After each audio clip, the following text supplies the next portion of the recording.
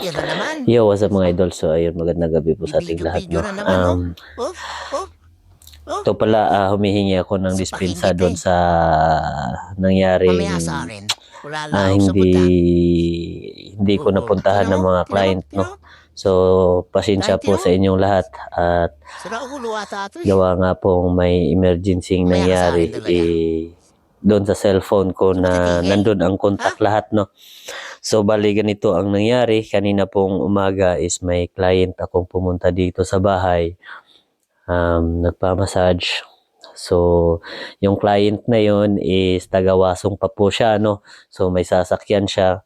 Bali pupunta na nga rin sana ako diyan sa inyo, pero yung time na yon is sumakay ako doon sa kotse niya. Sumakay kami sa kotse niya.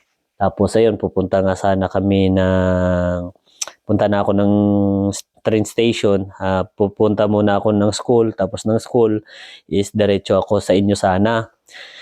Kaso nga lang, ang nangyari ganito.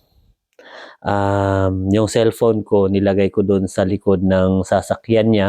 Kasi nandun ako sa likod, nilagay ko yun. Nung bumaba na kami,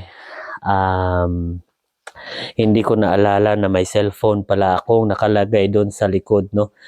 So ayun, nakalimutan ko na nawala na sa isip ko na nandun pala yung cellphone ko. Nakapako na lang siya, yung tinanggal ko na yung headset ko. Sabi ko, ay, yung cellphone ko pala nandun sa likod ng sasakyan. Kaya ayun, syempre napakalayo po ng Wasong.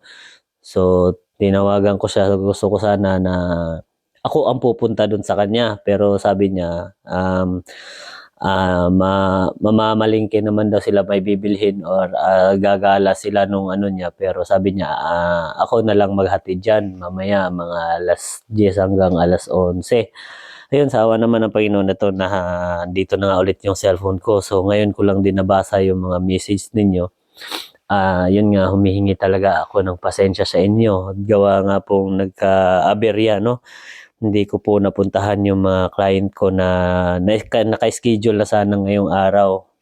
So humingi po ako ng pasensya dahil nagka-conflict po yung schedule natin. Pero wag po kayong mag-alala.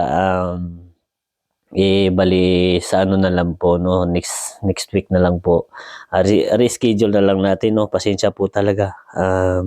Hindi ko po sinasadya na hindi kayo puntahan, no. So ako gusto, halos ang iniisip ko kahit nandun ako, kahit na buong maghapon, sabi ko nandun cellphone ko, ano na kaya sasabihin ng mga client ko. So ayun, humingi talaga ako ng taos pusong pasensya po sa inyo, hindi ko po kayo napuntahan, no. Yun lang, and God bless po sa ating lahat. Pasensya po talaga na hindi ko kayo napuntahan. Yun lang po, yung cellphone ko po is nasama doon sa taga-Wasong kong client. Kaya sana po maintindihan niyo po. Yun lang po. 감사합니다. 죄송합니다.